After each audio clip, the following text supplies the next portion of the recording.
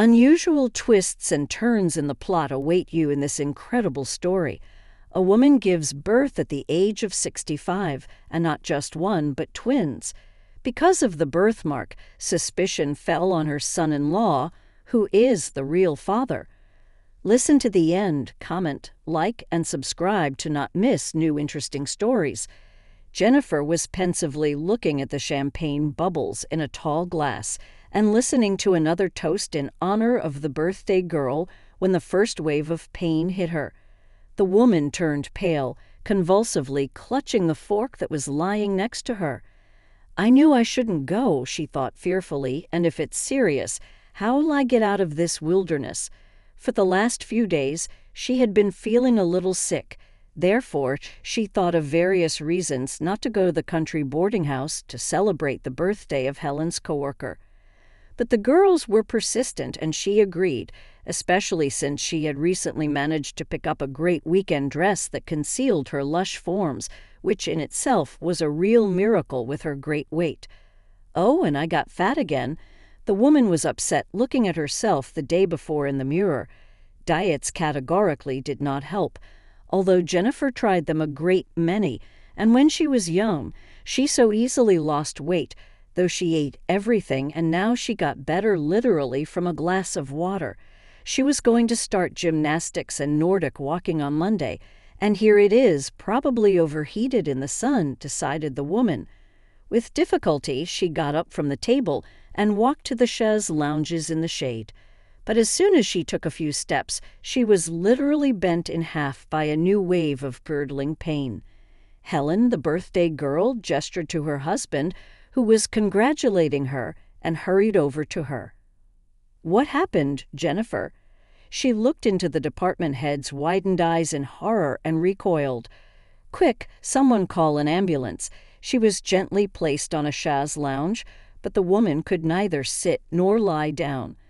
All the time until the ambulance arrived, which seemed to her like an eternity, she, like a stray, was thrashing around the glade decorated for the holiday. "What's wrong with me?" She thought in panic. Is it really the end? Having lived to the age of 65, Jennifer had never known any disease with such symptoms. She could only hope that the paramedics would figure it out and help. When the ambulance arrived, the woman was so exhausted from the undulating contractions that she could barely keep from screaming out loud. A very young doctor with a pleasant beard gave her a cursory examination. He felt her pulse, frowned, and took her to the car. There, he told her to lie down on a stretcher and hesitated, frowning more and more. He shook his head, realizing, began to feel her abdomen. "What's the time frame?" He looked tensely into the face of the unfortunate woman. "What's the deadline?" she echoed. The doctor took off his glasses and began to rub them with a paper napkin. "Pregnancy, honey, pregnancy. You're having real contractions." Jennifer felt her heart twitch treacherously and start beating furiously. "Pregnancy? But it can't be," she whispered with pale lips and felt a warm wetness running down her legs. When the doctor saw this, he wrinkled his nose in pain.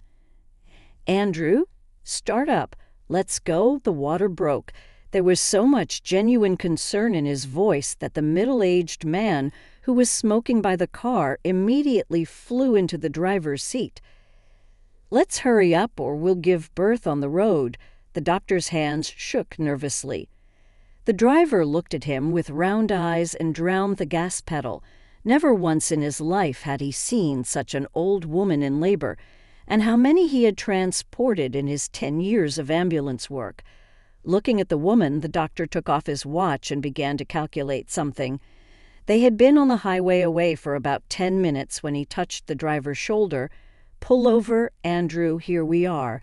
The man behind the wheel pulled over and turned around in surprise. It was still halfway to the hospital. "Contractions every 2 minutes. We can't get there," the doctor explained. They must have strained. "Get ready. We will give birth," while the driver radioed for help. The doctor once again carefully examined the woman in labor. He laid out a surgical kit in case of emergency. He moved the medicine case closer. Jennifer lay with her teeth clenched tightly together. She was insanely scared and insanely ashamed. Who would have thought that the only night with a man in years would turn out to be such a nightmare? But how could she, an experienced woman who had given birth to 2 children, not know she was pregnant as they prepared her for delivery? She moaned weakly. It was her own fault. "Shut up," she ordered herself and bit her lip. But the doctor encouraged her with a smile. "Scream if it's easier, and let's start pushing and breathing." The woman noticed how the young man tried in vain to control the trembling in his hands, nodded, and began to mentally pray. Let it be. She decided and squeezed her eyes tightly shut, helping the little man to see the light. 10 minutes later, the neighborhood hood of the federal highway was announced by a loud baby cry. The happy doctor quickly examined and treated the premature but viable infant. He was about to congratulate the mommy on the happy ending to her unexpected pregnancy when he noticed that labor was still in progress. The exhausted woman was lying motionless and breathing heavily. "Don't relax, honey. Don't relax. Looks like you're having a multiple pregnancy." The woman clutched her hard and started pushing and praying again, and 5 minutes later, another little screamer was born. The resuscitation team, which arrived from the perinatal center, heartily applauded the elderly woman in labor and the doctor who coped with the difficult situation. Then they were quickly loaded into a specialized car and taken to the maternity hospital. In the evening, daughter Nicole and son-in-law Jason stomped by the bedside of a sobbing Jennifer. The babies were placed in a sterile box for premature babies, and the relatives were allowed to visit the woman in labor. "Mom, how could this be?" Nicole wrung her hands in despair. "Not knowing you're pregnant is unthinkable. It's twins." She only shook her head sorrowfully. "It's all my fatness. I thought I was just gaining weight. I was on diets." Nicole sat down on a nearby chair. "How are you going to raise the kids by yourself? Tell me who's the father." Jennifer shook her head negatively. The daughter began to get angry. "What am I supposed to tell Christopher? He's going to call today." The older woman waved her hand weakly. She was in a quarrel with her eldest son, so he got all the news from his sister. "Don't tell him anything. I'll call him myself when I get home. It's taking too long for us to get back together. It's time to make peace." Nicole frowned. "Yeah, all the more reason," she said, turning to her husband for support and raised her eyebrows in surprise. "What's wrong, Jason?" Jason looked up, his face white with tension, and poked at the phone screen. The nurse on duty had kindly snapped a picture of the newborns in the NICU for Jennifer. After all, they weren't allowed to visit them yet. It was these photos that Jason was looking at. Nicole stared at the pictures with interest. She stared for a minute, not understanding, then shuddered and turned her anger-darkened eyes on her husband. "Oh, you rascal!" The naked babies, lying in special transparent boxes, had identical birthmarks on their right shoulder, exactly the same as Nicole's husband, Jason. The man frowned. "Nicole, come on, how could you think that?" Jason looked at his spouse indignantly. "Then how can you explain this?" The young woman angrily poked at the screen. Jason spread his hands. "I don't know. It's a birthmark in our family, passed down from generation to generation to all the men in the family. My grandfather had it, my father, me." He scratched the back of his head. "But I swear I had nothing to do with your mom's kids." Nicole put her hands to her sides.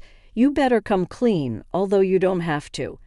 I'm filing for divorce." She slammed the door and rushed out of the room. Jason looked at Jennifer, almost crying. "At least you can explain to your daughter that nothing happened. She'll do whatever she decides, and we've only been married 6 months. I love her." And he ran off to catch up with his wife. The old woman's eyes went blurry. She couldn't tell her children who the father was. It was beyond her.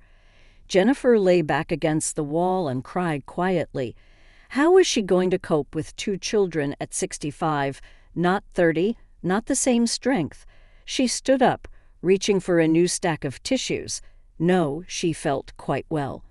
She had no addictions and no serious health problems, but that's now. What about 5 or 10 years from now? She sobbed again.